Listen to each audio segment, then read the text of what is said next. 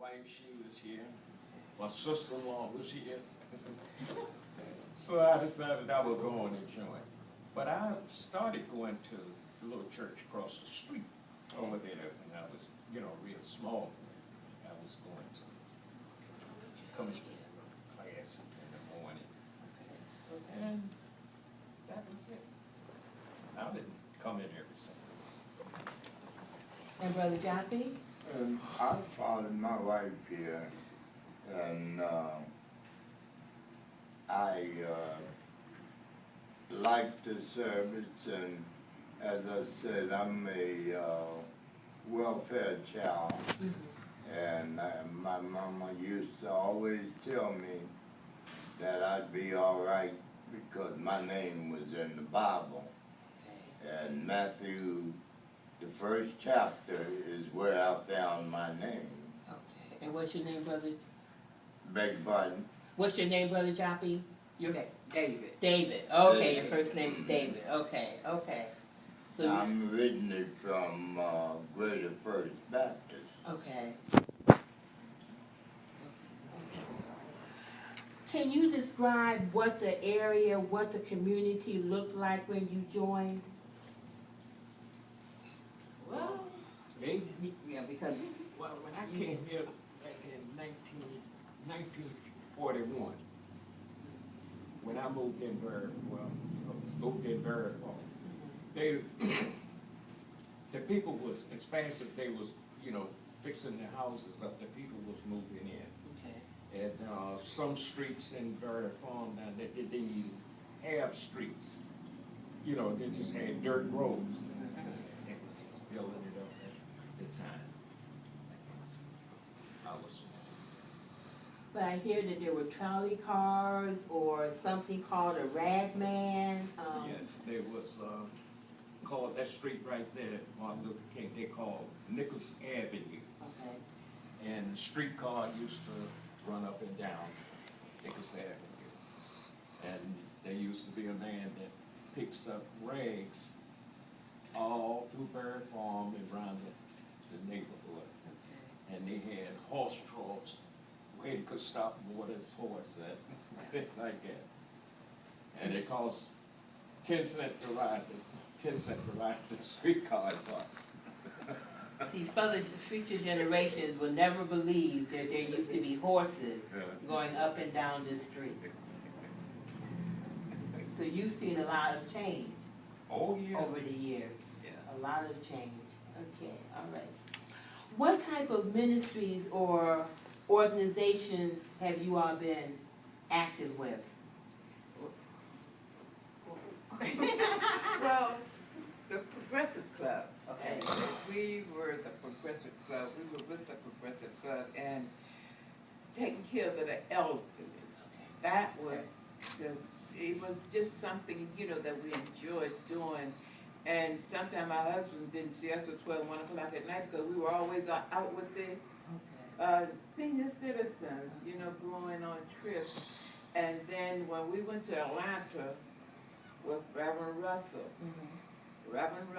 and then you had Russell Williams and Bobby Jones, and Reverend Russell preached in Atlanta.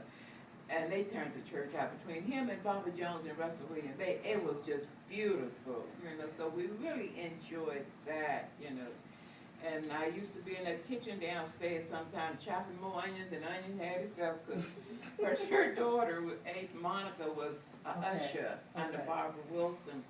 And whenever they needed us, I was always there. And being with my sister meant a lot to me, too. Okay.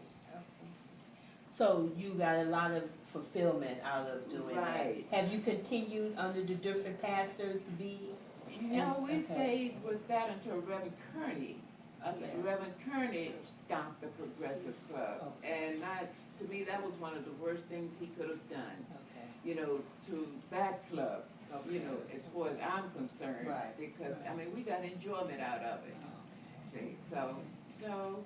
Only thing I do now is when Barbara Ruffin called me, or one of them called me and say, Rebecca, I need something because the usher having this. I'll be home baking or something, but as far as just participating, by him being an usher, I do what I can at home, not at church, but I'm still participating. I understand. Sister P, because you were a part of the Progressive Club as well. Yes, well, when I joined it, I'm gonna say I joined about 2 months after I became, Matthews. So I was with Progressive Club from the beginning. Okay. And it was just, well, at first it was about 5 or 6 of us. Then we got some more involved, and we started doing a lot of things with and for the seniors. Because it used to be on our anniversary, it used to be the Progressive Club anniversary. So since we was in charge of the seniors, we changed it to Progressive Club / Senior Citizens Day.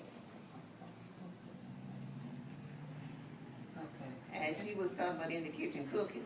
Oh yeah, we had to cook, but we enjoyed it because it was for the seniors, and it was real nice. So it's just a lot of enjoyment, a lot of fulfillment. Yes, Okay. yes. Now, Brother Joppy, I know you've been an usher for many, many years. What drew you to the usher board, and why have you continued to serve for as long as you have? Well, my family was ushers, and I first came to Washington. I used to be with the choir. I started out singing at the choir, but when I came over to Matthews, I've been an usher ever since. When you got cancer and the Lord told you said when you got cancer and you promised him you would serve him. Oh, that was a promise I made after I got here. I had cancer and they gave me 6 months to live. Right. And when I pulled through cancer-free, I promised the Lord that I would cover a door every Sunday. And that's the reason I stand every Sunday. And see, that's going to be so powerful, Brother Joppy, when someone sees this and hears the commitment that you made, and you've been standing on the door now for how many years? Oh, gosh. How many years have you been standing on the door based on the promise you made to the Lord? Over 28 I've been standing ever since I've been here, about 30 years. 30 years. So that's a powerful testimony for generations to come to see this. You know, that something touched you, you made a commitment, and you have honored that commitment. So, Brother P, don't want to leave you out. So what type of groups or organizations have you been involved in throughout the years? Well, it's been quite a while. We used to be in, we used to bowl. Okay, so bowling, okay. Yeah. Okay. And this was under which pastor? Reverend Russell. Okay. Because it sounds like a lot of your involvement, you really was under Pastor Russell. Right. All He right. was he was a sweet. Okay. I enjoyed baking them lemon cakes for him. He always wanted a lemon cake, Okay. and I enjoyed making him some lemon cakes. Okay. Yeah, I had forgot about the bowling league we had. Yeah, that's I had made that commitment. Well, that was a nice one. And, well, So how long did the league exist? How long did you participate on the league? It was about 5 years. Took Ernie. Okay. Took Ernie. Because it was us two, Marguerite, Dolores, all of us. Oh. Okay. Ernie put his 2 cents. We used to bowl. Well, you know, each pastor comes with their own, Right. their own style, their own vision. So, okay, so bowling was your thing, Brother P. Okay, all right. When you look at Matthews Memorial Baptist Church, how has it changed and how has it remained the same? You've been members now for over 30 years. Well, with some of the pastors, and then changed some, but not that much until Reverend Russell and Reverend Hudson Okay. came in. Then it has changed a whole lot, you know. Was it Reverend Russell? You know, Reverend Kearney, he was the one that started this part of the church. Right. And that has changed. Mhm. But like I say, over in this part, the other part over there, to me, I enjoyed over that part better. To you know, my opinion, I liked it better because it wasn't that big and it was small. And like I said, I love my husband, I love my sister, but then the more probably sitting next to me. My sister, we used to love to sit up in the balcony. Oh, okay. So, and now we don't do it, Right. so, you know, I just miss that. Okay. How has it stayed the same for you? What hasn't changed throughout the years?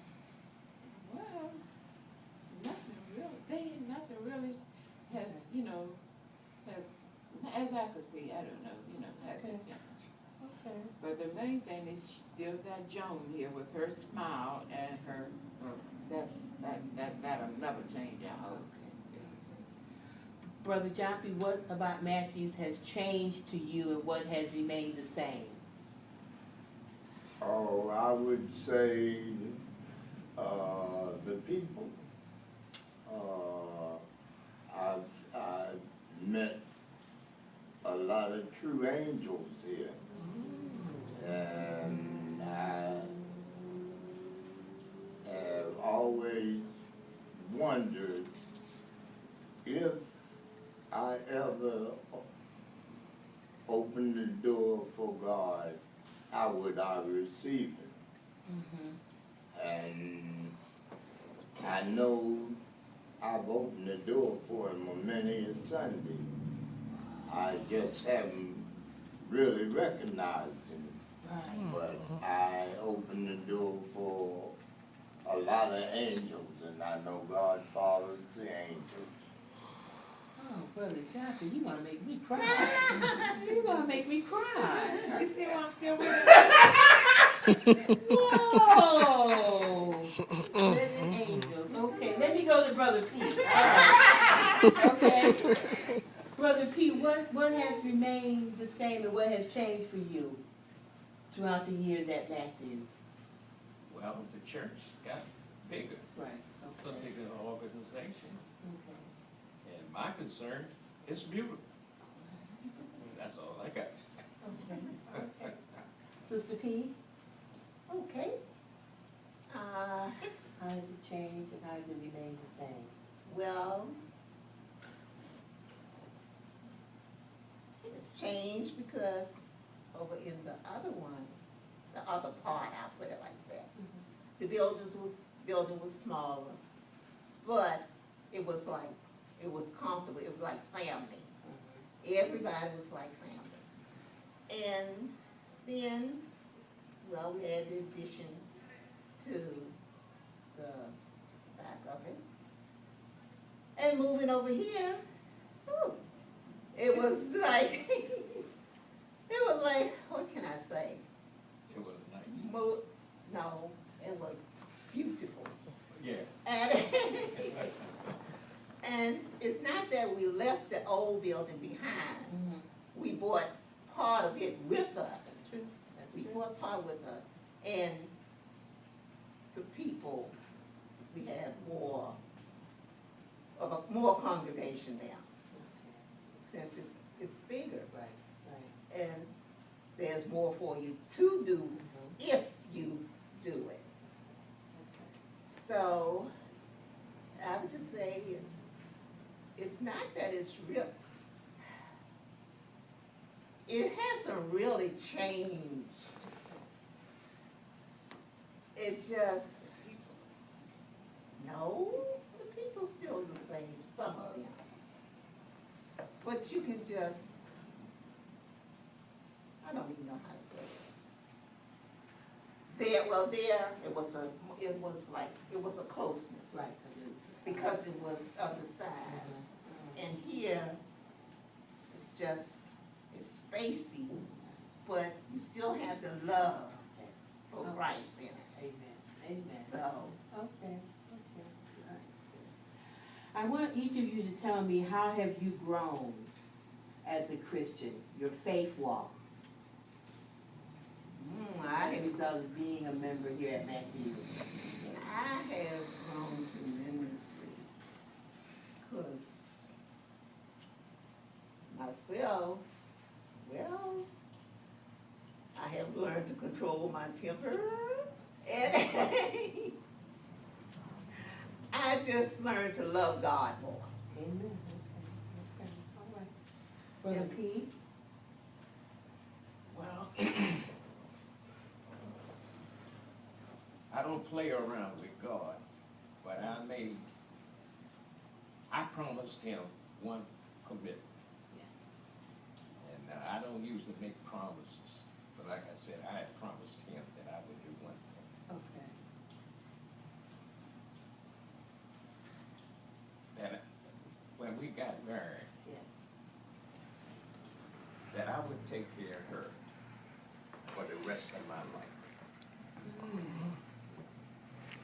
And so far, it's been beautiful. I went with her 5 years before I married her. That long? 5 years before I married her. And on paper, we've been married for 54 years. Now you're gonna make me cry. I tell you, the men here today, you all are gonna keep me on a high all day. 50, you made a promise, and your promise was to take care of your wife. The rest of my life, as long as I live. 2 years killing me. Well, this is who you need to sit under, boy. This is the one. But it's only by the grace of God. Right. Oh. That's testimony to your faith walk, that you've been able to do that. As a result. Wow. Okay. Sister Joppy, how have you grown? I have grown a lot. And because, like I said, when I met him, I was a little humdinger than that. I don't think I Okay. was. Okay. But I have grown a lot. And then what really woke me up was that in 1975, when I went in the hospital to have one of my kidneys removed, and I went to the altar that Sunday before I went to the hospital, and I asked God to please bring me through this surgery so that I can see all my children grown and out of my house.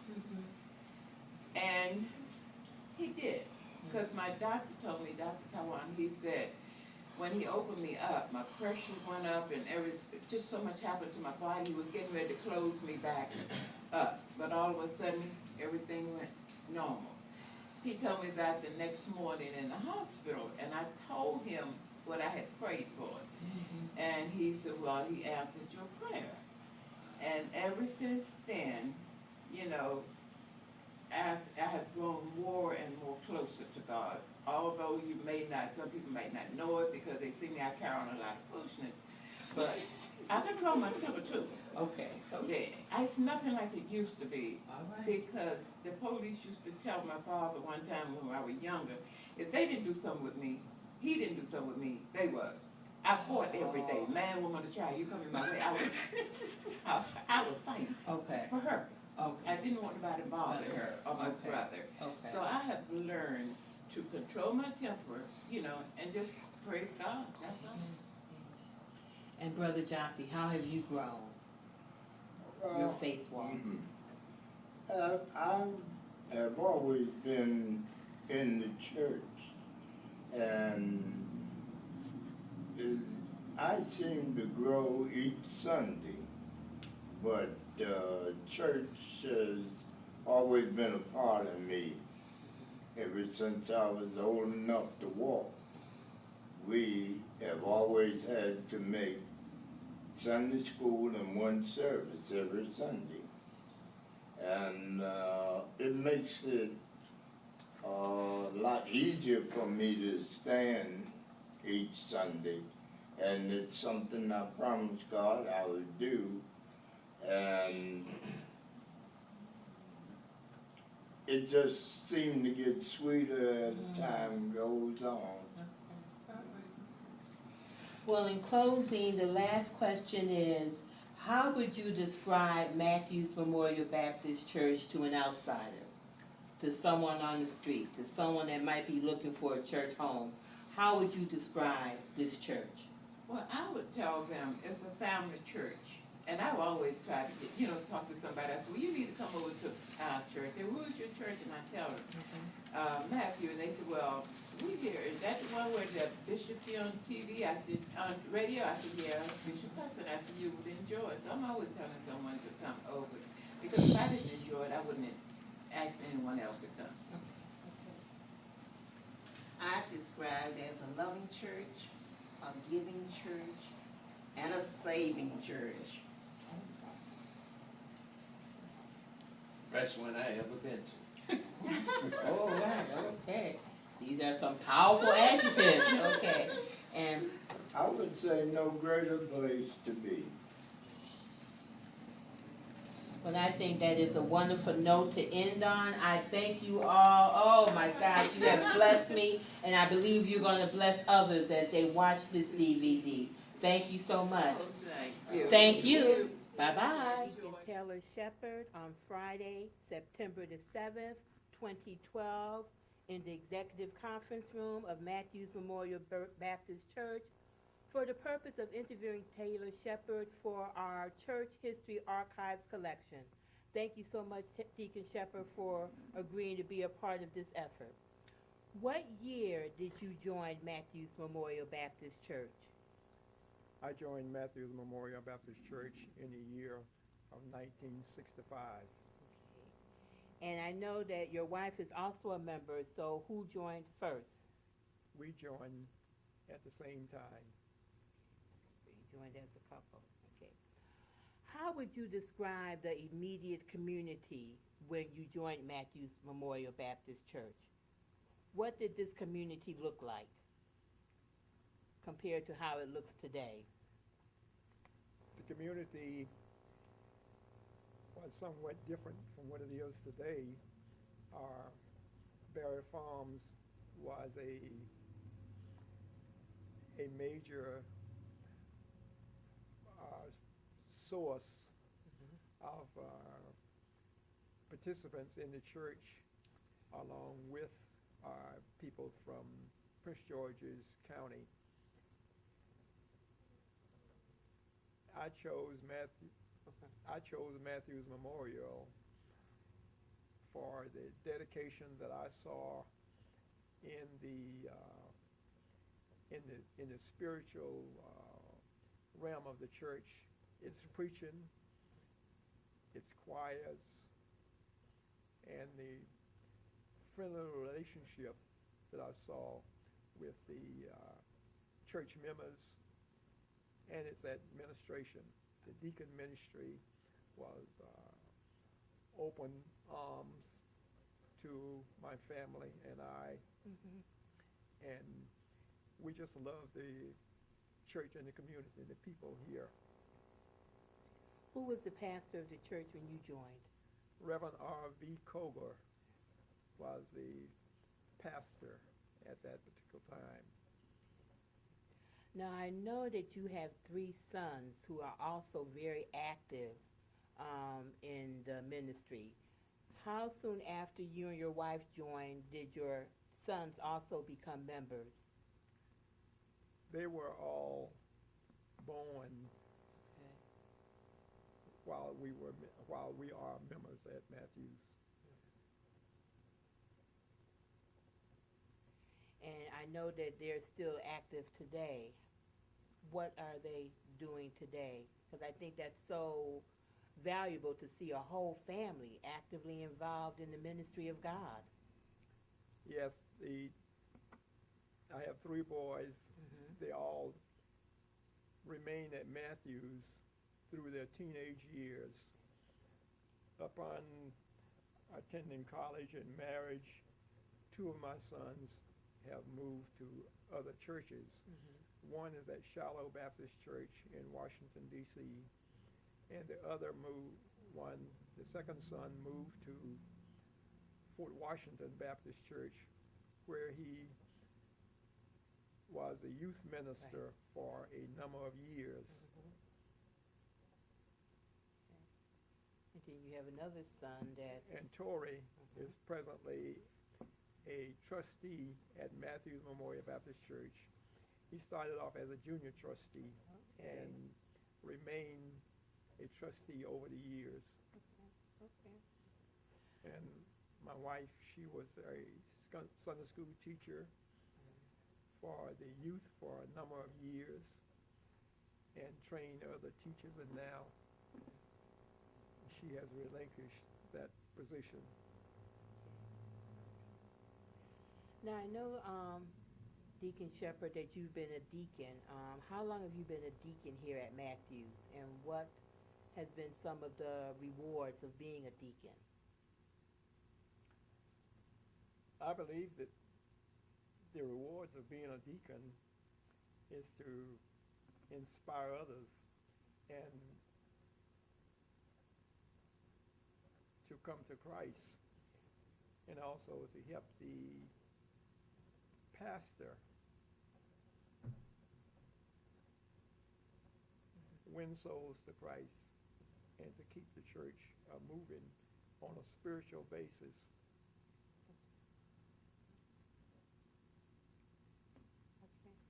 Now, I know a major, significant role that you have played was the project manager for the new building that we're in now. How would you describe that entire process? How long did it take? The process was a lengthy process. Right. We started the process prior to getting financing for the entire project. Okay. So we started out, we dug the foundation, and it was there for close to a year before we were able to obtain financing. During that time, financing was rather difficult to obtain. And we came up with an idea collectively to do a bond offering. And through the bond offering is a way by which we obtain the financing to complete the church. So how was that whole process? How many years did it take from digging the hole to where we are today? We went in about 2 years from the process. It was a 2-year process from the time we first initially started, to the time that we got in. The whole process may have been a little longer because the plans had to be drawn, selecting architects for the job. The selection process we went through to select architects for the job, and the drawing of the plans, going through the city to obtain the building permits for the project. That was a lengthy process. That process within itself took about 1 year to obtain the building permits for the project. Then after the permits were obtained, and even prior to the permits were being obtained, we got the notice that the permits would be approved, the plans would be approved.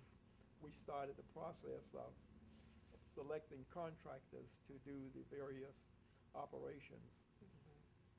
And that process was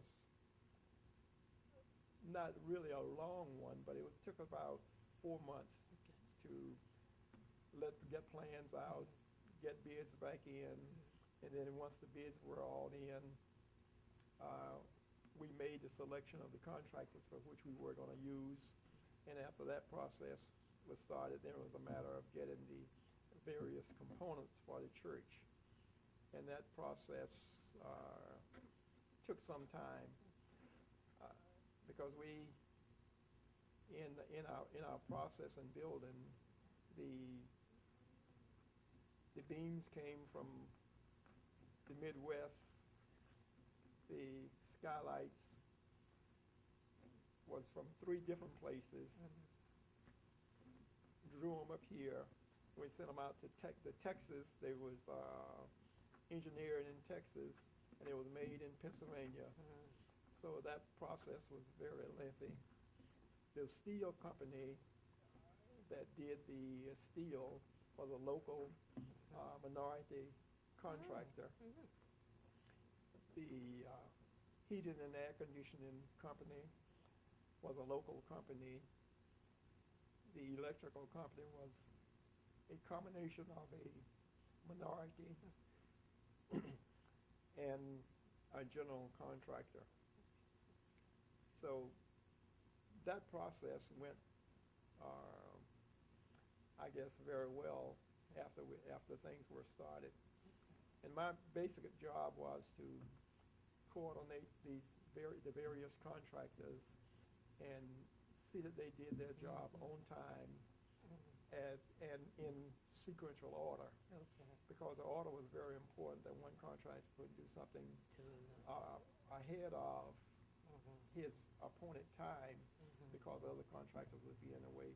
So that was a process for which we, as a construction manager, it had to be coordinated. And then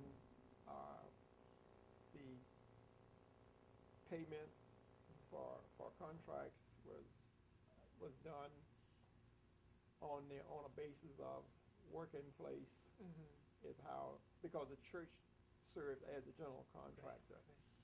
And each time a contractor would put in for a draw, we would look and see, we would check to see the percentage of work that was completed. And based on the percentage of work, based on the contract, we would cut checks for the percentage of work which was left, for which was done in place. And it was never a check cut for anything that wasn't already done. So Deacon Sheppard, when you drive past this building, knowing that you were instrumental, how do you feel? What comes to mind? Well, you know, it's nothing that I feel that I've done out of the ordinary. Okay. It was just something that I think that God had blessed me with an education in that arena. Okay. I have a degree in construction Okay. from Tuskegee University, and I worked for the federal government as the first black construction analyst in the Veterans Administration. Okay, see, this is history. So Okay. when this, and I've been a building contractor for a number of years. I've built subdivisions in the county, a number of housing in the city. So I was also head of the Veterans Administration Inspection Division for a number of years. So this was something that I've done for the most of my adult life. Was this your first church? Was this the first church you were the construction manager of, or have you been construction manager for other I've been construction manager. Matter of fact, I've constructed other buildings, but not a church. This is the first church construction managing job that I had. But I've done commercial buildings and a number of residential communities. But doesn't that make it special that the first church would be the church that you're a member of? Yes. Now, you have your own company too, Yes. correct? How long have you had your own company, Deacon Sheppard? Because I think that's valuable for young people to know that, you know, you're your own boss. Not really. Whoever Okay, I work well, for okay. is my boss. But I've been in business Okay. for 40 years, so. And not continuously, because between that time, I worked for the federal government for a number of years. Okay.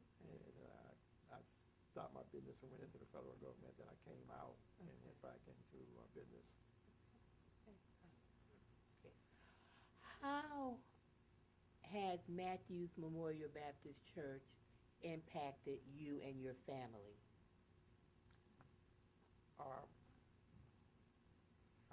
I would hope that we have had an impact on Matthews Memorial.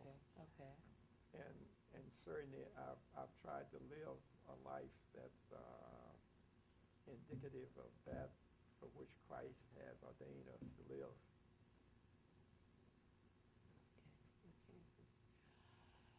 How has Matthews Memorial Baptist Church changed over the years, and how has it remained the same? You've been a member since '65, so that's over 40 years. How has the church changed, and how has it remained the same? It has remained the same in the biblical principles. It has changed socially a great deal. Two of the changes that I can recall is female ministers is one change. Are female deacons. The praise team, as opposed to deacons leading the devotionals.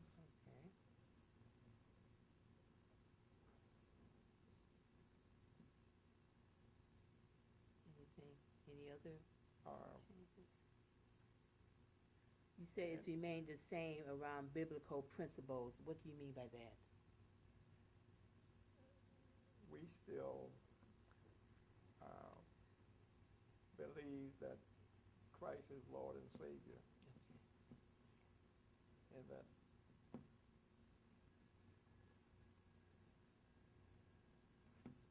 there is no substitute, and I haven't seen a substitution in that regard.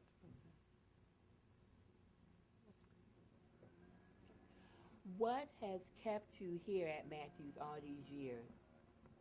I mean, there's a church on every block almost. There are so many churches in this city, in Maryland, in Virginia. What has kept you here at Matthews? I think the thing that has kept me at Matthews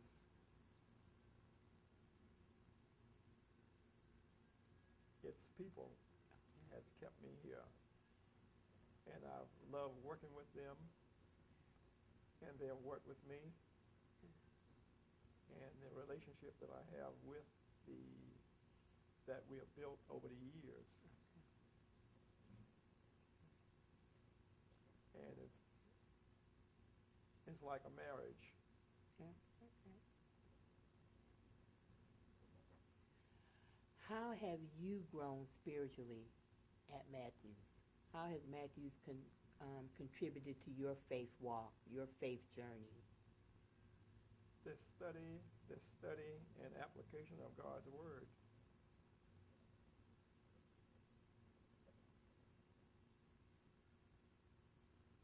And I think that would say it all in that regard, that by studying His Word and meditating on His Word and trying to live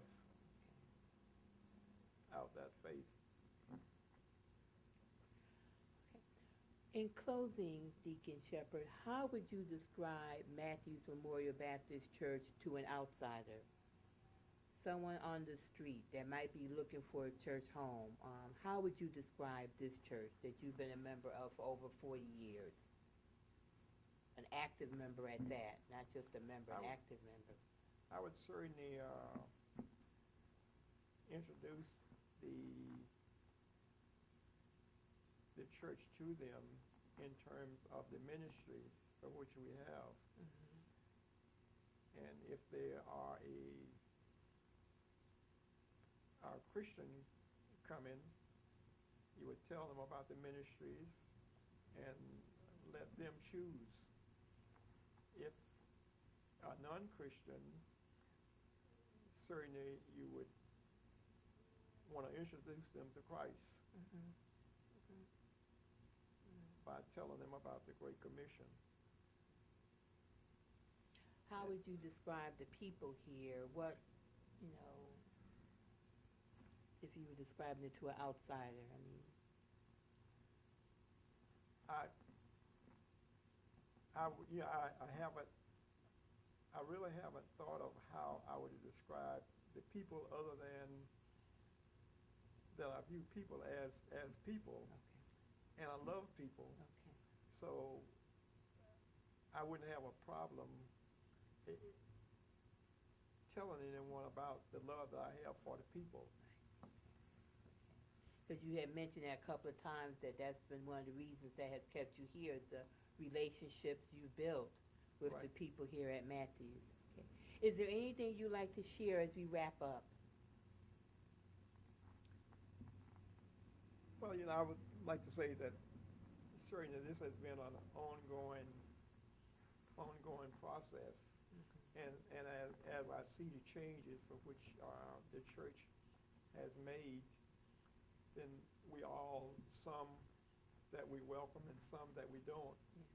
But then we have to live with them. And like I say, it was like a marriage. Some things that we agree with and some things that we have to accept as part of growing pains. And there are some growing pains, I think, in every one's life. And I think that's one of the things that has kept me is the fact that through the growing pains, then you go through, you pray through, and you ask God to lead you through those things that you don't understand, because we understand in part, and we prophesied in part. So until that which is perfect has come. And so that's basically what I've done, and I don't spend a lot of time thinking about why I'm here. I spend more time on trying to do the will of God. Amen. And to be an example for someone else who's coming along, that we know the world is filled with demonic spirits, and certainly as a Christian we have an obligation to tell the world what thus says the Lord. Amen. And to try and win souls to Christ. Okay. Well, and thank you so much, Deacon Sheppard. You really have educated me, and I'm sure anyone that watches this and hears this interview will be inspired. Thank you. Your name? Thank you. Barbara Ann Wilson.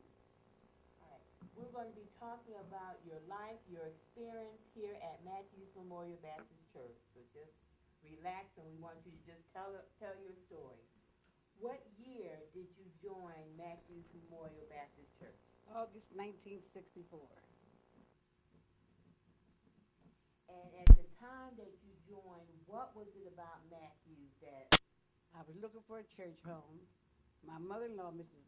Geneva Dixon, brought me to Matthews because she was a member here. She came from across the street from the little church. And she told me I had to come to church. She brought me here, and I never went to another church. I stayed here from that day on. And the people were so friendly. Mrs. Southall, Mrs. Harrod, Muriel Locker's mother, Mrs. I can't remember her last name. That's a shame. She said Mrs. Like I said, Muriel Locker's mother, her sisters, the Rollins. I was just greeted so warmly, so pleasantly, so spiritually by those people.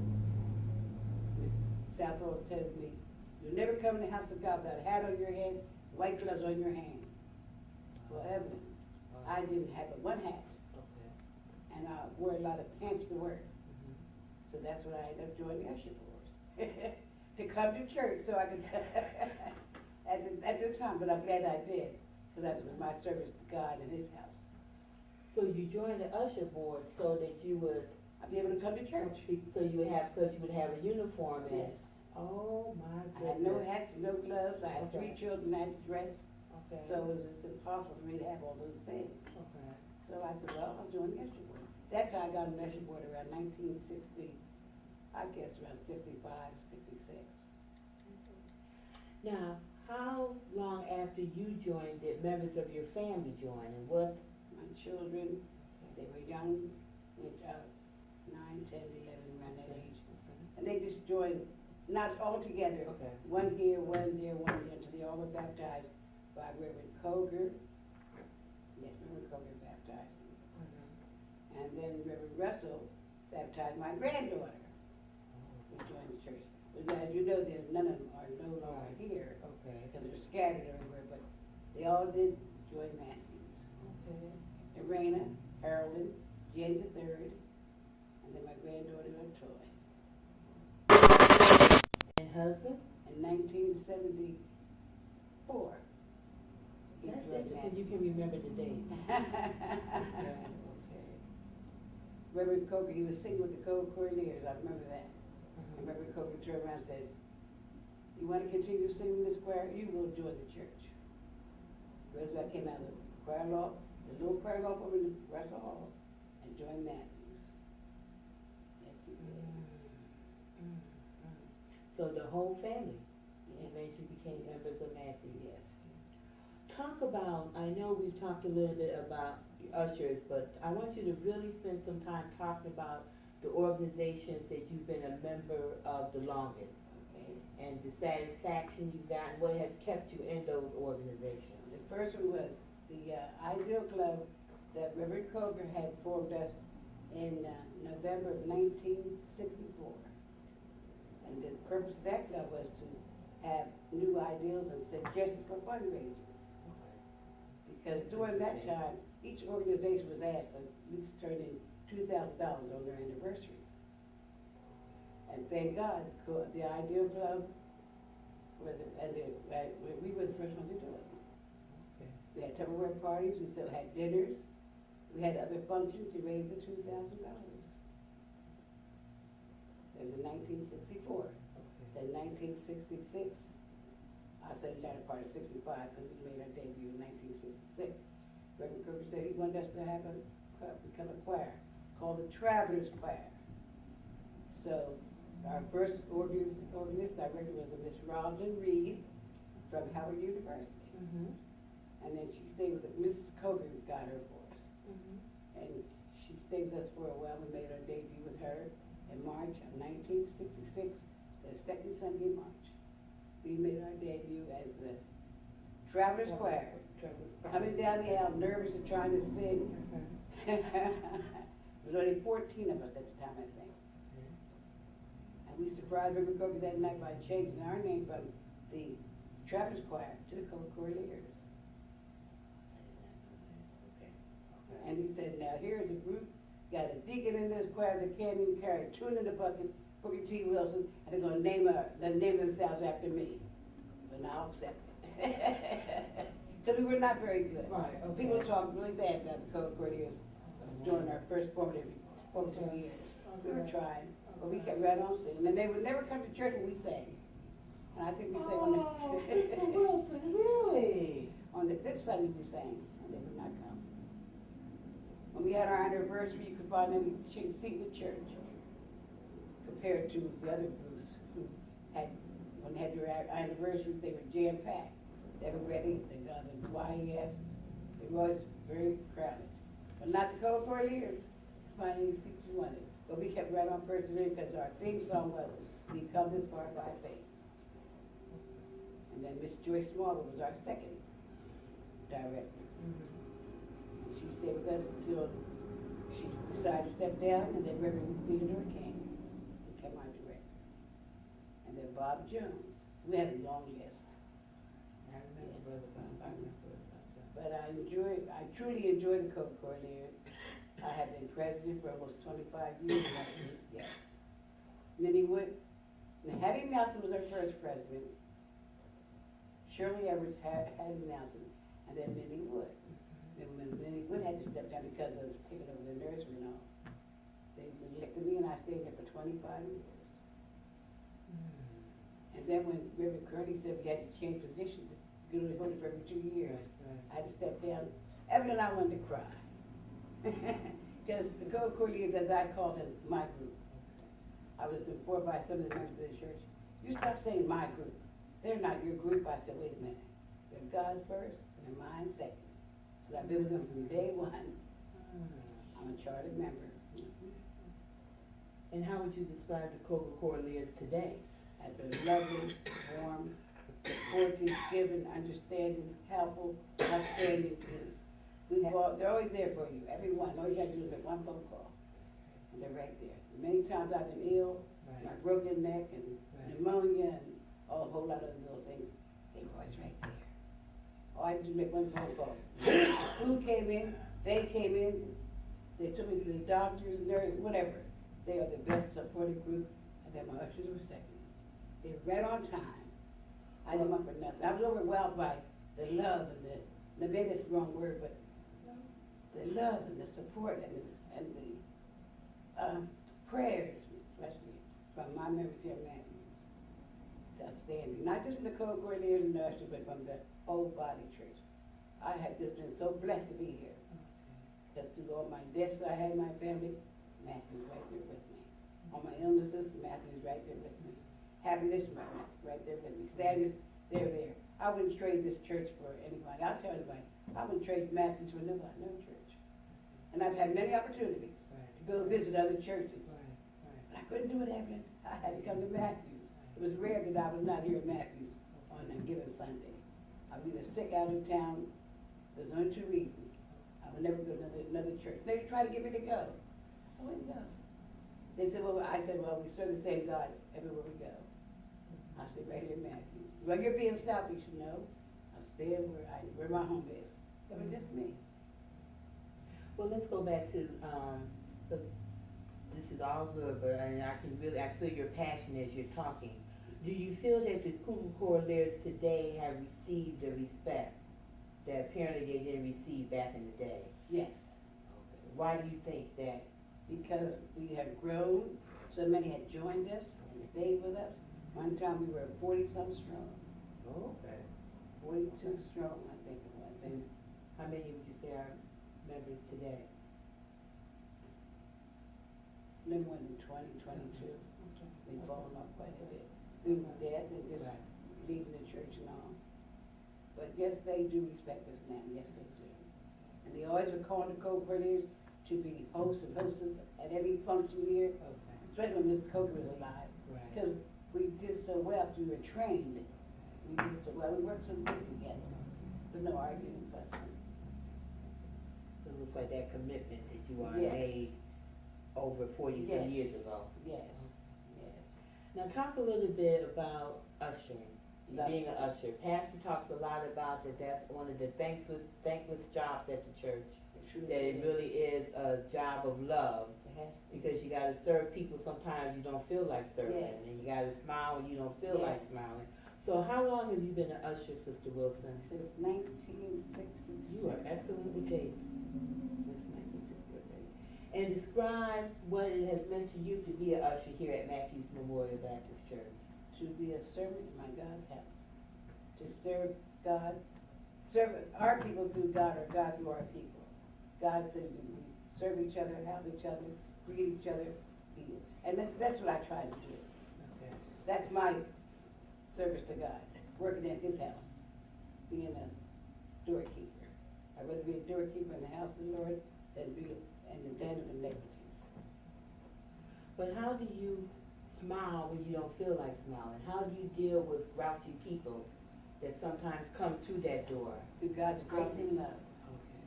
And what I do, I look at Him, give me a holy hug. Okay. And I hug Him. And then someone say, you know, I needed that. Okay. But I try to greet them the way I want to be greeted. Okay. As friendly and warm as possible. It's hard sometimes. I was gonna say, be honest about, those moments that, what do you do during those moments when it is hard? When you do come across people that, sometimes it's hard to show love to. How do you? Okay, for a good example, they can't come in at certain times with prayer, scripture, Right, solos, right. and anthems, etc. Right. And those creditors try to get in. I say, just a minute, please wait a minute. Then I'll try to go out and explain to them why. Someone said, well, I think that's ridiculous. I want to come here now. I said, well, according to our pastor's directions, my president's direction, you cannot come in right now. There's certain times when there's a sacred time, Bible, prayer, solos, etc. No, I'm sorry. As soon as I can get you in, I'll get you in, and I'll get you a special seat. I've had people walk out the door and cuss me out. Yes, I have, especially over in Russell Hall. But some of them go complain to our president that they weren't greeted warmly. Mhm. And Gwen tries her best to she's an outstanding president. And without her finesse is outstanding. My president, Gwen, can tell you in a nice way, but she's well, let me put it this way. She can tell you off in a nice way. I agree. That is Sister Gwen. Yes. That is Sister Gwen. Yes, she's a beautiful person, but we have met some odd people at the door, some people that should not really be in the house of God at that time because they're smelling liquor. Right. They come in argumentative. Right. When that happens, we normally try to get Gwen, and she'll get a trustee or a deacon. But we try our best to greet everyone with a hug and a smile. And because we know there are people that come to church sometimes, their hearts are heavier than ours. And as Gwen tells us, we're the first face they see when they come to the house of God. Give them that little smile, give them that little hug. That might be able to help them to overcome their problems they're having when they come to church that Sunday. Even with a smile and a hug. That's all you got to do. And always try to be helpful and supportive to any member of the church. Never. Do you think it takes a special type of person to be an usher? Yes, ma'am. And what type of person? Patience. First of all, the love of God. Okay. Yes. And then patience and understanding, because we're all human. But all the ushers on my usher board, they're all great. They are all wonderful to work with. They truly, truly are. As you know, I'm the usher in charge for all funerals. Oh, I didn't know that. Yes. Okay. And I have quite a few ushers that come out for the funerals, same ones. Very dependable, very cooperative, very helpful, and they just say, Barbara, you are done. And it's so great to work with them. It used to be hard at first when I first took it over, because I tried to do everything myself. I said, why am I doing this? I got these ushers here, they can do this, and they can do that for me. And they do. I said, well, do you mind? Sometimes they say I ask them in a bossy way. I apologize then. I said, if I did, I didn't mean to. But I'm rushing to do something else, so please forgive me. It's coming from the mind, not the heart. Well, how do you replenish? I mean, if you're the usher for funerals, and we've had quite a few funerals here at Matthews, how do you keep yourself replenished to stay in that role? I ask God to give me strength and grace to keep me doing what He wants me to do, what thus saith the Lord. And then I'm like this, and when you give me a job to do, or ask me to do something, I feel totally responsible. I try to fulfill my obligations to the fullest. Sometimes it gets a little rough, especially since my husband got ill. But through God's grace and mercy, He keeps me right going like the rabbit. I keep on going and going and going. And because I enjoy it too. I truly, truly do. I really, really do. You talked about your husband's illness, and I know that he's a member of this church. How has Matthews supported you during one of these challenging? Wonderful. When I walk in the door, I'm gonna tell you, I get jealous sometimes, because the first thing they'll say is, "Where's Roosevelt?" So not hi Barbara, how you doing or whatever. Mary, you knew me first. Where's Roosevelt? As soon as I walk in, they take right over. Like when I'm ushering, I'm singing and busy, and he has to go somewhere. If he gets up, I see a deacon or somebody following out the door. Or else one of the ushers will follow me, and then go get a man to go with him in the bathroom. They do everything for me. When we had fellowship here down in Fellowship Hall, all these spoiled and rotten. They wait on him hand and foot. They won't let him get in line like he's supposed to. I think get in line, they tell him, go sit down, we'll take care of you. They are very supportive for me. They really, when they just watch my little baby. And what has that meant to you? Wonderful. It's taken a lot of pressure and tension off me that I don't have to worry about him when I walk in these doors, God's house. And I mean, everybody does, members, deacons, trustees, choir members, ushers, everybody's very observant and watching him. And I have these two ladies now that just joined our church not too long ago, Thelma and Yvette. They've been around maybe 3 years. They watch him like a hawk. In fact, they make him sit there with him. They do everything for him. I can't say nothing to him. Don't talk to him like that. Leave him alone, he's with us. And other people in the church do the same thing. Why you talk so rough to him? That's because you gotta listen to me, that's why. That's because sometimes I'll talk to him so nice, he looks right through me. By the time I hit that 5th octave, he's listening to me. Right, honey? But Matthews is so supportive. They really, really. I've seen Deacon Lee get up and go follow around, yes. Mhm. Because we talk about the role that the church plays in your family, so that's Yes, very supportive, very. I told the pastor that, I said, it's amazing. I said overwhelming, and he looked at me, I said, maybe I used the wrong word, but it's just so abundant, they're just so great. And I can't say enough about my church family. I'll tell you, I would not trade my church family for nobody. Even my home in Pennsylvania, wherever I go, I took out my church family. I was in Nebraska last month. right. I would never change my church for this church. Oh, no, I said, Cookie, my people in Matthews, they're just outstanding. They're wonderful. All I gotta do is say, I need or I want, and I got it. I have members that take girls that night out to dinner on Sundays, so I won't have to go home and cook. I have members here, they're our members, Right. that'll buy tickets for girls that night to come to functions, because sometimes I can't afford 2 tickets. They just treat us wonderfully. I'm blessed, I am so blessed. I am so blessed, abundantly blessed. So you've been a member of Matthews, you've talked about the impact that this church has had personally with your family, your marriage. How has this church changed over the years? One thing, it got bigger, Okay. membership wise. Mhm. There was a time when I knew practically every member in Matthews, not anymore. Okay. But, it has changed, I see the growth in the teaching, the Bible teaching by Reverend Kearney did it, but Reverend Hudson really enforced it. The Bible, and the prayer, Bible studies, prayer meetings 3 times a week, which is wonderful. I have been coming for a while, and I gotta start coming back again. Okay. And, the things they do for youth, the way they try to inspire the youth to join things and get active. And it's hard nowadays, because the youth, that peer pressure out there is terrible, you know that. Right.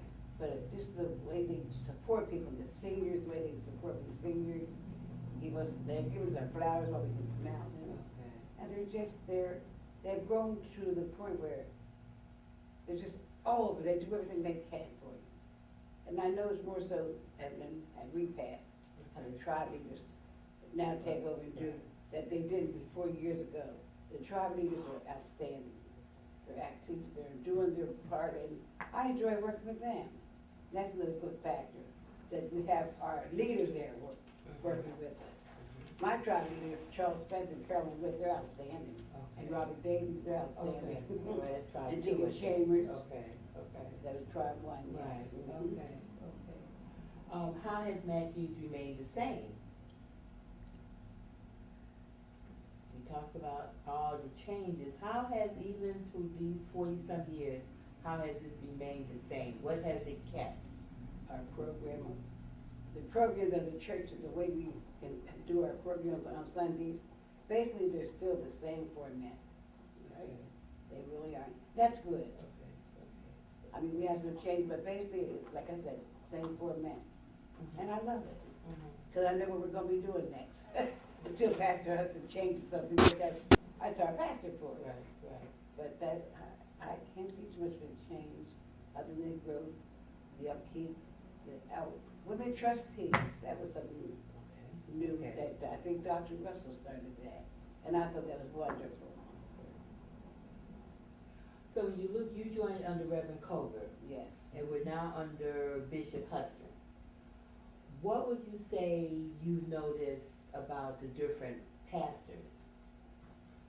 Reverend Kroger was, do as I say. Okay. He scared me. He Okay. stretched his eyes at me, yes, sir, and I jumped to do what he said. Okay. And then, and Reverend Winter, bless her, the sweetest, Okay. lovely, kindest gentleman, minister, come to the hospital and visit you, he and Reverend Kroger, and throw a dollar on the table, which was appreciative that they came. And then after Reverend Winston, there was also Reverend Miller, but he was a son of the church. Okay, okay, okay. That, when Reverend Kobe stepped down, Reverend Miller was running to be a candidate, but we voted for Reverend Russell. Well, no, we had voted for another man from Pennsylvania, Reverend Scott, I think his name was. Ford. What was it? Ford. Ford, thank you. he was gonna come. Sister Wilson, you have a wonderful memory. I am just sitting here in awe. I mean, you just have a wonderful memory. Because Matthews has trained and taught me well. They give me the support and love, and they always kept you involved, kept you active, so you know what's going down, you know what's going to happen.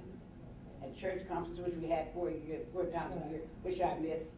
I wish we could go back to it again, but that's over.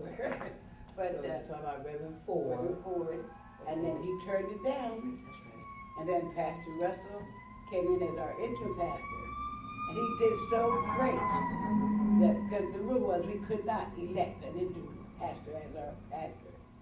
Oh, I thought he came in with right into being, He oh, was our okay. interim pastor. Okay. And I guess maybe around a year, wasn't it? Something close to a year, he was our interim pastor. Okay. And so we had another church conference and rewrote those rules and regulations to allow Reverend Russell to become a candidate, to be a candidate for our pastor. And he was elected. Okay. He was elected, I'll never forget it. I was so happy because he was perfect. I mean, they said he was perfect, but he was a perfect gentleman to me. I love me some Dr. Russell. When he passed, I cried like a baby. Because he made everybody feel VIP. Yes. But nobody, to me anyhow, what I I consider. understand. This is your interview. I And I understand. loved him dearly. When he got sick, I would call him, and he'd come to church. I said, well, I'm going to have to carry you up the steps, put you on my back, because he kept on trying. I'm getting emotional here. That's all right. That's all right. That's all right. Like I said, future generations will be looking at this DVD, so it'll be good, you know. And then when he passed, Russell Williams and I sat on the bench together and cried like a baby at his wake. Yeah, you couldn't get in the door. No. The church was that crowded, you could not get in the door. But he was such a great man. He was I remember one time I took him home from church, and I was an aggressive driver then. I didn't know what aggressive driver was, but now I know. And Dr. Russell said, Barbara, you're gonna lose your soul to hell if you don't stop fussing with these drivers out here in this highway and driving like you're mad at them.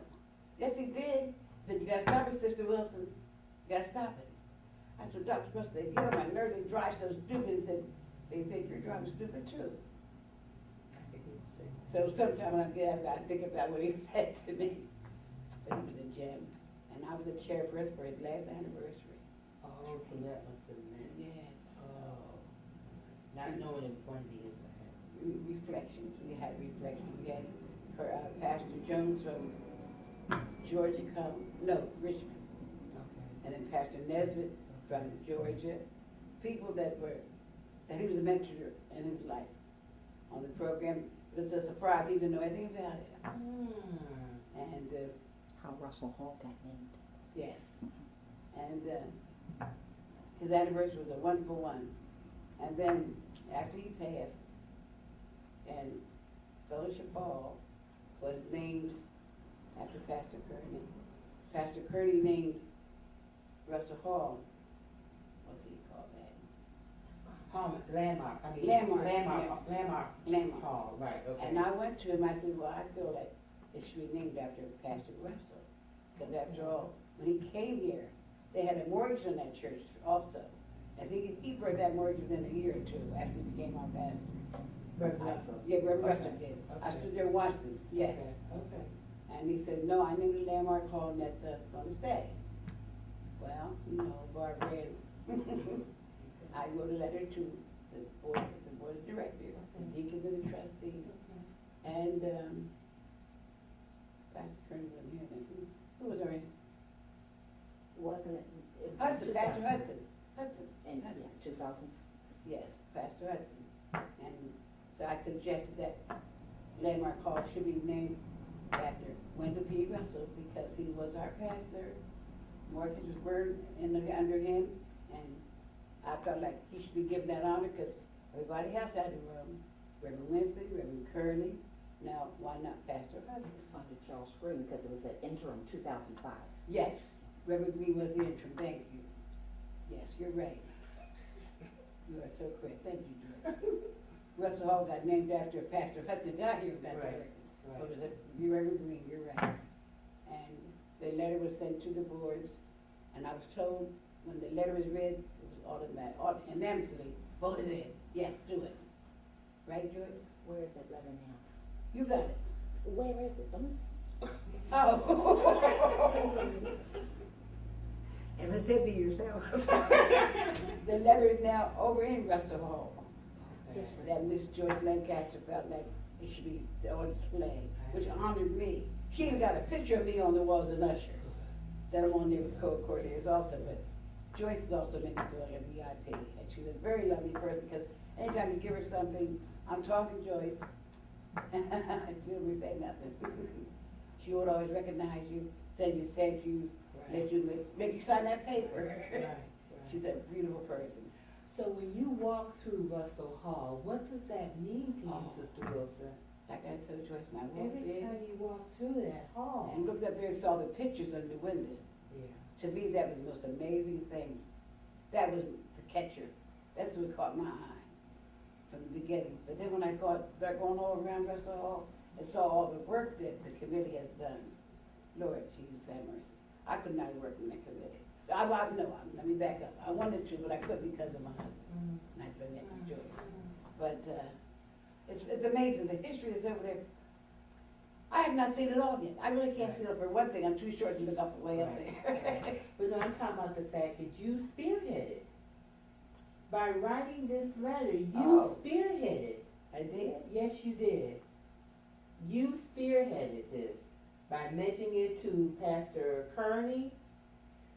Even when you met opposition, you took it to the next level and mentioned it to Pastor Bishop Hudson. Just named after Reverend Russell. But you History. spearheaded the whole ideal of a Russell Hall. That's what I Yes. mean, when you walk through it, knowing that this was something you spearheaded. Oh, that never hit my head. Well, but it's lovely. What's over there is outstanding. I've told Joyce that many times. So much hard work and responsibility and dependability and being there and helping her. I know it's had to be an awful lot. And I just wish I could have been on that committee. I would love to have been on that committee. Joyce probably would throw me off because I would have so much to say. So we spent a lot of time talking about Pastor Russell. So then we moved to Pastor Kearney. How would you describe him? You've been giving adjectives for everyone. So what adjective would you give Pastor Kearney? You said that Reverend outstanding. Kroger was do as I do, Yes, and that Reverend Russell was the gentle soul. yes. So, Reverend Kearney was the gung-ho, do as I say do. okay. But I mean, he was the pastor, and he told you would do as I say do, or else. I'm not gonna say what he said. Because I mean, too many people are gonna hear this. Right. And what but- memories do you But I have? loved him. I loved to hear him preach and sing, and I was on his side. I voted for him, I campaigned for him. Okay. In fact, I called Detroit the night he was elected. Yes, I did. Oh, to let him know. Yes, because they say it was not done officially. I was at home laying in my bed with the flu, and I got all these calls. Oh no, he was elected officially. I said, that's not what I heard. And I called him and I talked to him.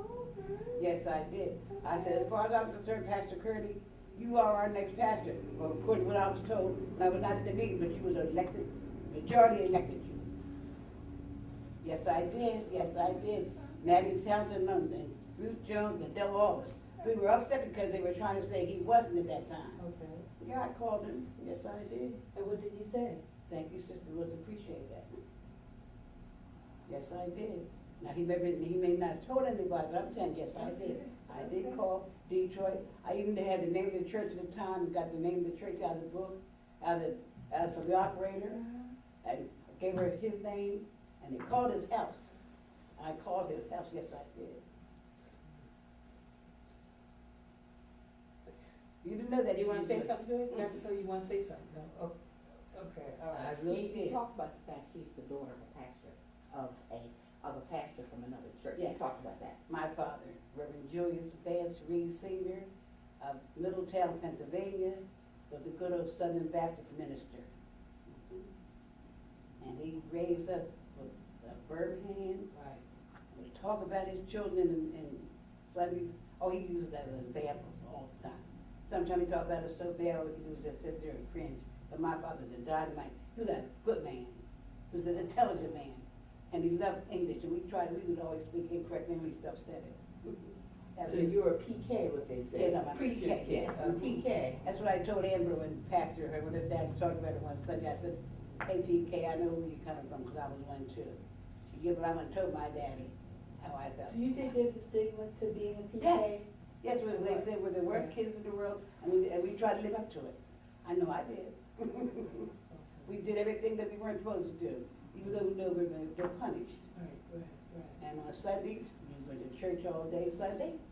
If you didn't go to church, you sat on that step, and your Sunday go to meeting clothes, and did no playing, no nothing. All you could do was sit on that porch. We couldn't cook at my daddy's house on Sunday. I had to cook the meals always on Saturday, and we heat up on Sunday. We couldn't do nothing on Sunday. Go to church from 9 o'clock until 11 o'clock at night. That's one reason why when I came to DC in April of '64, I said I'm never going to another church. Because my dad had churched me out. Because every funeral he went to, I had to drive. I had to go to the houses with him, everything. And it was April. Like I said, in May, my mother-in-law said, no, come on, you're going to church. Mrs. Dixon. And she made me come. And I haven't stopped since. Is your father still? No, he died in 1984. Is the church still? The church there started from a little church this big to a church this big. And he was there for 35 years.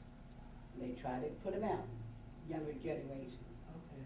Okay. And Based on, because of his age, they didn't think he's up to date anymore. okay. And my father was an educational preacher. Okay. Boring, but educational. He was boring. He had times he could be very boring. Okay. And he said, I'm not going anywhere. But guess what? He had a stroke. Because he told God he wasn't going anywhere. You don't tell God what you're going to do and not do. He said, unless you will me out of this church. And that's what they had to do, will him out of the wheelchair. Yes, ma'am. And he lived for 3 years after that. And his wife, who is my stepmother now, my age, of course, she took care of my father from the day she brought him home from the hospital to the day she took him to the cemetery. I love her for it, and I thank her for it all the time. But then before that, we didn't want her to marry Dad. Right. But after Dad got sick, he took very good care of him. No complaints whatsoever. We couldn't afford to keep him in a nursing home. Had taken 8 kids, and all she wanted was $100 each one of us to keep him in the nursing home. But half of them couldn't do it. So she quit her good job and took care of my father, and I thank her for that too. But Daddy was so passionate, and he was something else. This is in your blood. And at his church, I was a choir director, like God's church, and my father was pastor. Right. And I was also on the usher board, BTU. I started out young. So you were usher, you been usher almost all your Yes. life, Sister Woods, okay. Yes. Okay, all right. Even tried to be a Sunday school teacher. Okay. Wow. So then so now we're under our current pastor, Pastor Bishop Hudson. Yes. The night we voted for him, we had bad weather out there. We did, it was a storm. He got in, he was voted in, Mm-hmm. and I voted for him. I campaigned for him, yes I did. I really did after I heard him preach. But what's so ironic about it, that December that year, my niece, who lived in Philadelphia, committed suicide. And Pastor Hudson had just been not elected to our church. I called down to his church and left a message on his service. I said, Pastor Hudson, you don't know me, I'm Barbara Lewis from Matthews.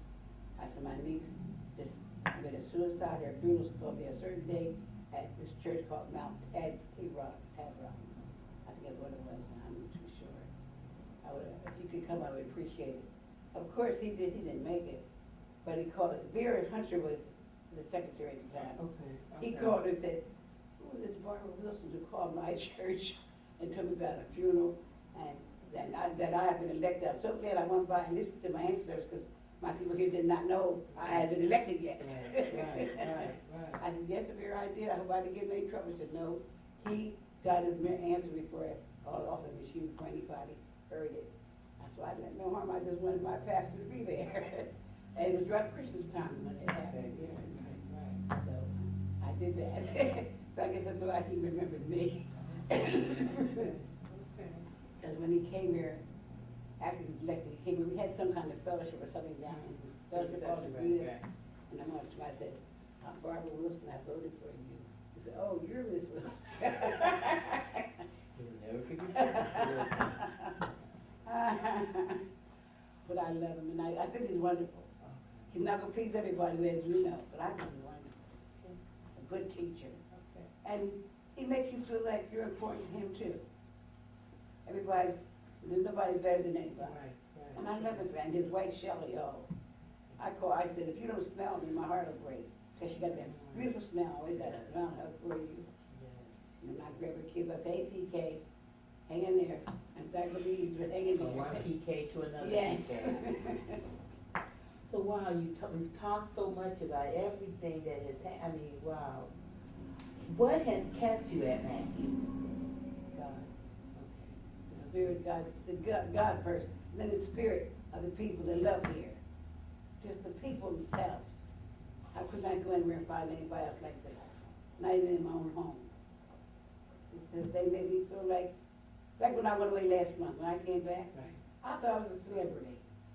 Oh, Grumpy missed everybody. I just made hug and kiss myself, why could I go away again? It just makes you feel good to know you got a church family like this, and you can call them anytime. You can call on this church family anytime. There's not a person in this church I know that if I call them, they will not come to my aid if I need them. I know they will. I know they will. So, in beginning to wrap up, how would you describe your faith walk here at Matthews? How have you grown as a Christian? I have grown. How have you grown spiritually? Give us some One good sense. example, 10, 15 years ago, maybe not quite that long, you said something that I didn't like. I snapped back to you with both hands and feet. I was very ugly the way I answered you. And I know it was wrong. But I was always on the defensive side by my build, because of my height, the way I built. My mother told me, always defend yourself. And I just carried that through everything. Because people always try to take advantage of small people, they really did. Even in my home. So I just was very defensive. And I would say anything I thought without sugarcoating it. Now I have done that now. And if I offend you, I'll be the first one to apologize to you. I'll be the first one to come and help you if I can. I have grown, I know I have. Maxine Basin, the military, Barbara, you really have grown from what we used to see. Miss Long and I, we used to fight all the time. Jerry Long. She was very supportive, but very self-opinionated, so was I. We get to arguing. I said, look at you now, her nose is getting red, she's ready to cry. I was nasty at times. I know not to mean to be, and I had to apologize. I was ugly, and I didn't like it. And I asked my God to please change my way. But like James says, it's the worst weapon in the world.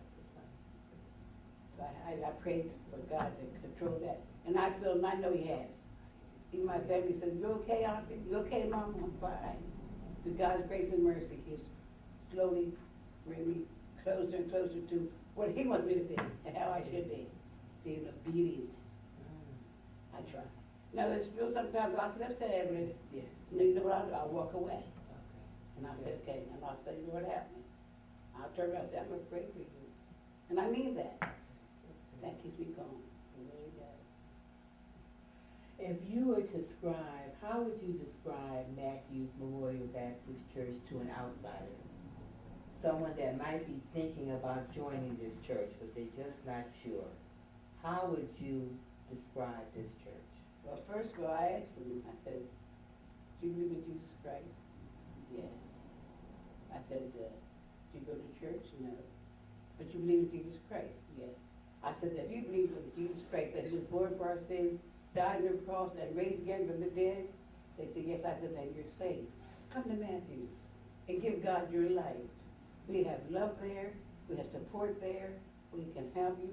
We got a fabulous teaching pastor who teaches the Bible. We have all kinds of activities, Bible study, Sunday school, prayer meeting. It's all sources for you to be able to learn more about God. But you got to come to his house and serve him. The Bible says, come to God says, come to his house and serve him. Not at your house on a TV or radio. come on in and join us. And then when I talked to him, I said, the water's fine, come on in. That's what I tell him. Okay, and wrapping up, is there anything you'd like to share or close with? The newest thing we have here, the culinary committee, I think it's fantastic the way we respond to the people's needs, that repasses or anything, dinners, whatever. I really enjoyed working with the culinary committee. That was the best thing that Pastor Hudson could have really, one of the better clubs that he could have, or ministries that he could have formed. So what groups are you actively involved in right now? The ushers, the co-coordinators, well, we're no longer co-coordinators, we are now called the co-coordinators missionary ministry. Because they no longer a singing group, they put us together with the sanctuary. Right, okay. We're called Disciples of Faith. Okay. But then Bible study, I will get back into it. I was coming faithfully, Right. Sunday school, culinary committee, ushers, the book club. I have read done quite a few things. I can't remember them all now. Okay. But I was also a supervisor with the young adults, the teenagers, the 13 to 20 young adults, when we were more than one board. We had to combine because of the bigness of the church. Each group was not large enough to cover the services anymore, so we were combined. But I love working with those teenagers. We had a lovely time. We not only ushered and served God, we learned about God, and we fellowship. We went bowling, pizza parties, cookouts. I really enjoyed working with my teenagers. And nowadays, when they come back to church, come straight to me, Miss Wilson. Some of them I can't even recognize. That was good. Yes, it is a good feeling. Thank you, thank you, thank you. I just thank God. First of all, I thank God for everything. I praise Him, I glorify Him, I honor Him. He's awesome. You can't explain God, at least I can. I love Him, and I do what I can. I try to be a good Christian wife. Sometimes I get mad at him, he gets mad at me, but that's life. And that's love too. Yes. Sister Wilson, thank you so much for sharing. That's You all and enough? your family. We're gonna find out in a minute. Thank you so much. How do we do, Sister? Oh, That was one of the things that kind of drew me here. Yeah. now I know that you have a sister that's also a member here. Did your sister join before you? Did she join after you? And were there any other members of your family that have joined Matthews Memorial Actually, my Baptist Church? sister, who's Deacon Donna Brown, she Okay. joined after I did. Okay. And she said the reason why she joined after, because she had to transfer from Vermont Avenue Baptist Church. And during those days, you had to have a letter to, I can't remember what it's called, by letter or by Christian experience. So she had a hard time getting her letter. So that's what took her so long to become a member. But I had left the area because I came like from Ohio, and so I didn't, for some reason, they didn't ask me for a letter, even though I came under Christian experience. But Matthews was the first church that I joined in DC. Okay. And That's I just interesting. been here ever since, yeah. And then I had a sister, another sister who's since passed. She was a member here. Her name was Linda Thomas. Okay. And my mother was here. She came after my father passed. She came from Ohio, somewhere between 1968 and 1970, and she joined under. I think she joined under Reverend Coker. And what was your mother's name? Ozabelle Thomas. O-Z-I-E. O-Z-I-E-B-E-L-L-E. Thomas. Okay. And when you joined, who was the I pastor? also had a brother. Oh, okay. That was a member here. He wasn't a member here long because he came, in the 80s, but he was sick. And he was only a member here for a year. But Reverend Russell probably buried him. Russell, 80s. Mhm. And what was your brother's name, Sister? Robert Thomas. And who was the pastor when you joined? Reverend Koger. Okay. So the whole family Basically, at one point At were, one point, okay, yeah. were members of Matthews Memorial, okay. And I think that's important for people to see that a whole family Yeah. at one point worshiped at the same church. Right, right. What ministries, groups, organizations have you been a member of while at Matthews? You've been here for a while, So many. Okay. Of course, let me see. I don't know, even know where to begin, Well, but. which ones stand out for you, maybe? Oh, gosh.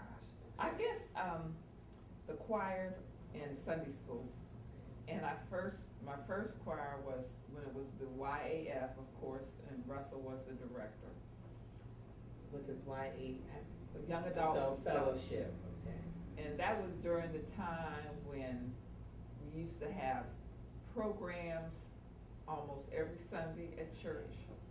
And different groups, would have programs. And the people came out and supported the programs during then. That was also a time when the choir used to go out to different churches and sing. And sometimes we would go to 2 or 3 programs in a day after regular service.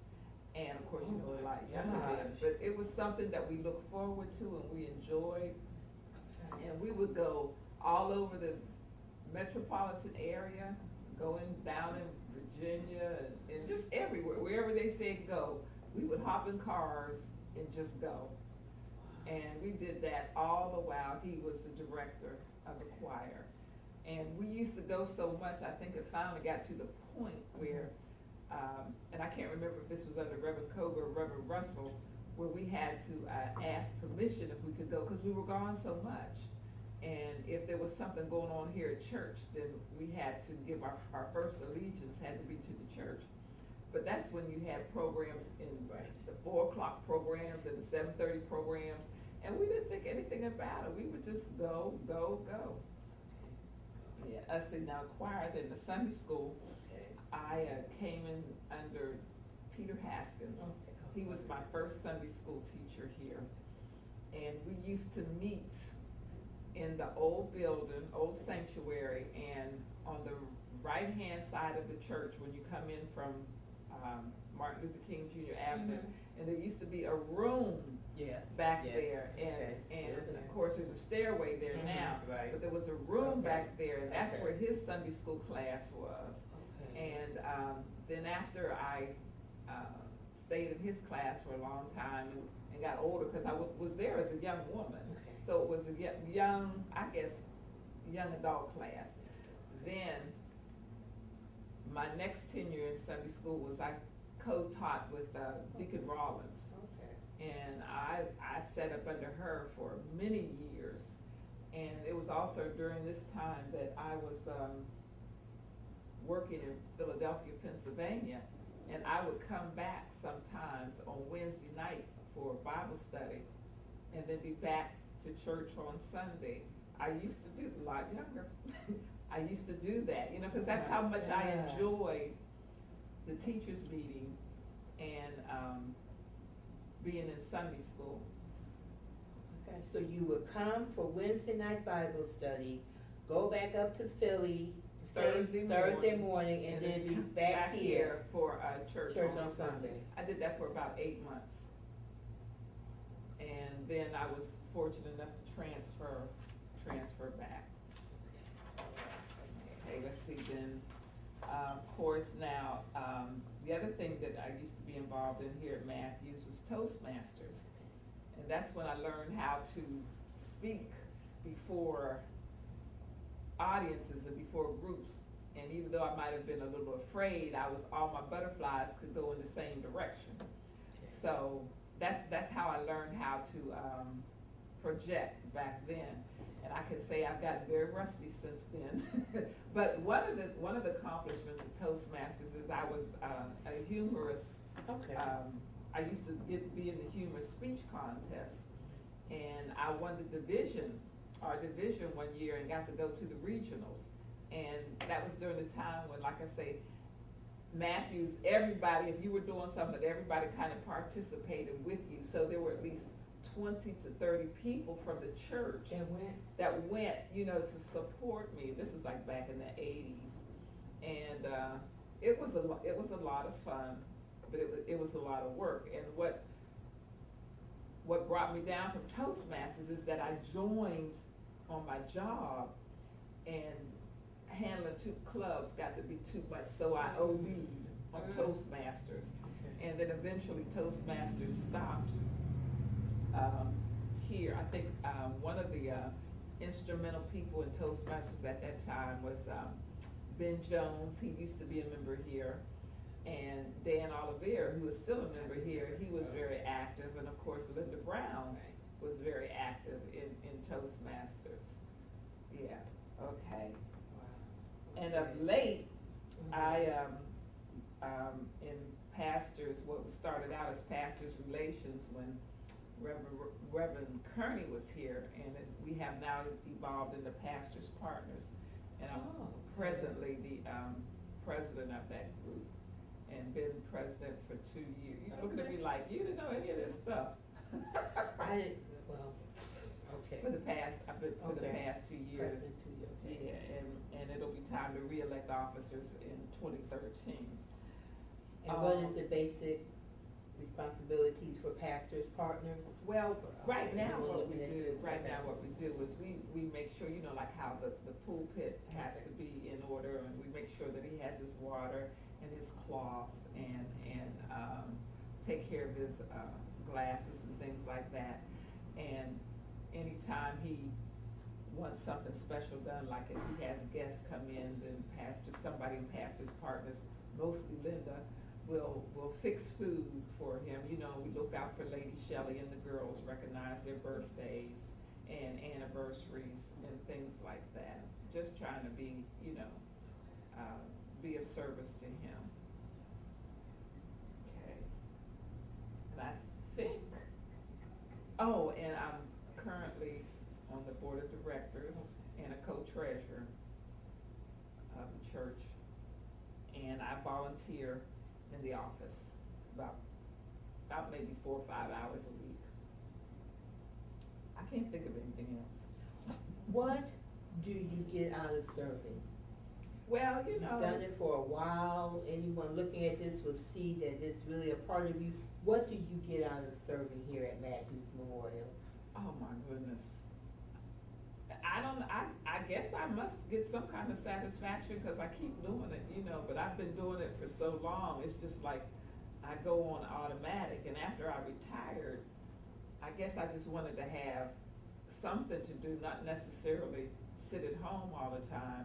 And I definitely didn't want another job, you know, because I don't want to be constrained or constricted, say you have to be here at a certain time. So it serves two purposes. I can come here, you know, and have a little activity and help out a little bit. You know, God's been good to me and blessed me in mighty ways, so I don't mind sharing the blessing.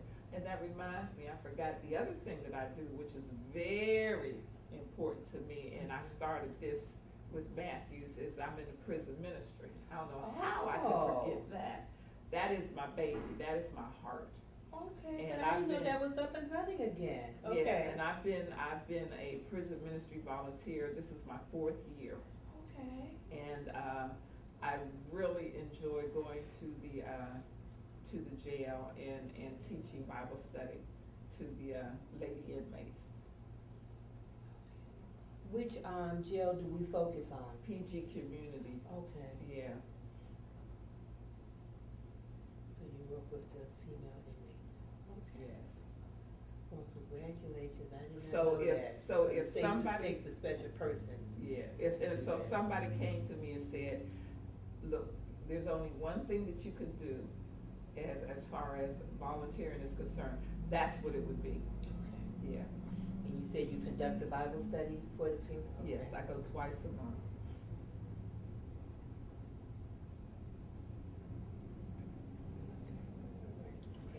Now I think I've covered everything. I can't think of anything else. That My Life Speaks for Me would definitely be an appropriate song for you. You think? How, Don't ask me that when question. you look at over the years, has Matthews changed and how has it remained the same? Well, let's see, how it's changed, of Been a course. member now for over 40-some years. Yeah, now, how it's changed, of course, the congregation has changed. The dynamics of how we operate has changed. I mean, because when I first came here, we were more like into different groups. We had different clubs, and it was sort of like more on a social aspect. But now we've become more community oriented and more of an outreach church. And the other thing is, I think we've grown from a non-tithing church to a tithing church. And I think that our emphasis on Bible study and Bible teaching and Bible believing has increased as the years go by. We've grown in that area. And Matthews has always been a very friendly, family-oriented church. And that has stayed the same. And we're a very visitor-friendly church. Okay. Yeah.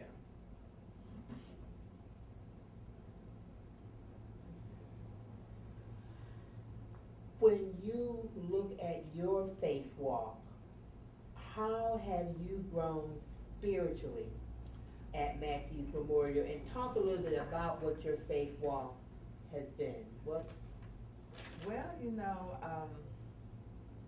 when I first came here, of course, I was a young lady in my 20s, and still trying to be in church and be in the world at the same time. And as the years gone by, especially during the time when my mother and sister were ill, still relatively young, maybe not quite 20 years ago, but anyhow, we had to, my sister and I, we were under a lot of stress and strain during that time because both of us were working, both of them were sick, and we tended to them almost daily, as well as doing our daily routine. And I remember once everything was over and both of them had passed away, I looked in the mirror and I said, my God, he had brought us through all of that. Because it was, we just did what we had to do, not realizing, once it stopped, not realizing how much of a drain that it was on our bodies, but I realized then that the Lord had brought us through, and held us up and kept us together. And of course, just, I forgot something else. Okay. When This is your story. Okay. This is your story. Yeah, and the other thing that was significant where I really got in tune even further with the Lord is when I took the ITC training, the seminary Right. with Bishop, and it just reinforced my my Christian walk. It reinforced my belief in God, and I got to go deeper into the Bible and got a chance to look at my life from how they teach you in seminary, because in order, if you want to help somebody else, you have to get to know yourself. So I learned some things about myself about that. So that helped me to grow tremendously, and I think that also was instrumental in helping me be so enthusiastic about working with the prison ministry. Okay. Oh, and I've always, the other thing is that when I first came to Matthews, there wasn't a lot of emphasis on reading the Bible. Okay. And I remember under Reverend Kearney, he challenged the church to start reading the Bible every day. And he even gave us a little calendar, of when to read, what scriptures to read. And I would say that I have been faithful to that since before he passed away. And so now that is a daily part of my life. Okay. And I don't let a day go by. And if I do let a day go by, then I'm playing catch up the following day. But that is something that I thoroughly enjoy. And I remember a situation came up, and I had been telling the Lord, I said, okay, Lord, I'm going to do this, I'm going to do this. And a situation came up where he got my attention, and I said, okay, starting today, because I had made the promise and then I never got around to it. And so he put me in a situation to make me think that I had said this is what I was going to do. And I said, okay, starting today, I'm doing it, and I have not stopped since. And I can tell that it has made an impact on my life. You know, just subtle things, the way I handle situations, how I deal with people, how certain things don't get on my nerves like they used to, you know, and I understand it's by the grace of God. And I have since learned that I have to have Jesus with me every day. You know, I can't do anything without him. I'm not so what's the word, arrogant to think that I can handle this all by myself. That's what I have learned, and I think that's where I have grown. Okay, wonderful. Wow, Sister Sarvis. What has kept you? I talked about what attracted you. What has kept you at Matthews? We're in a city that you can go to a different church almost every week for the next couple of years between Maryland, D.C., and Virginia. What has kept you here at Matthews all these years? Well, I think basically is I've never really been a church hopper. And I've also learned that if you going from church to church, whatever issues or problems that you had, it sent you away from a church, you're taking those with you. So it's no sense in me running from here to there when I get upset about something. And sometimes there's been things that's happened at Matthews that has not pleased me, but I have not felt the strong desire to say, you know, well, I got to give up and go somewhere else. And I've visited other places, but there's been no place that I've really been that has beckoned me to come. And now I'm just old. So. Not going nowhere at this point. Yeah, I'd just probably be here, one of those no matter what's. Yeah. How would you describe Matthews Memorial Baptist Church to an outsider? Okay. To a person outside of the church? You talked earlier that you felt we are more of a community-oriented, we're an outreach church. So how would you describe this church to an outsider? Okay, probably an abbreviated answer would be that Matthews is a family-oriented church, it's a community outreach church, and it's a visitor-friendly church. And we're Bible-believing, you know, church. Is there anything else you would use to describe Matthews to an outsider? I don't know at the moment. I don't know. That's my answer that I thought of right now. Yeah. In closing, is there something you'd like to share, a special moment, something that touched your heart, something that stands out for you as a result of being a member of this church all these years? Gosh, I don't know. Since I've always been here and never really been involved with any other church except for where I grew up, and I was there as a child. I don't know how to answer that question. I do know, one thing I guess I could say is that I have all of my friends are here at Matthews, you know, and the people that I've known over the years, they really like family. So that, and you just can't get that everywhere, you know, all the time. So I guess I'm so invested in the family that's what kind of stands out in my mind. Yeah. All right, Sister Sarvis would like to thank you for participating in the oral history program. Okay. Thank you so much. You're welcome.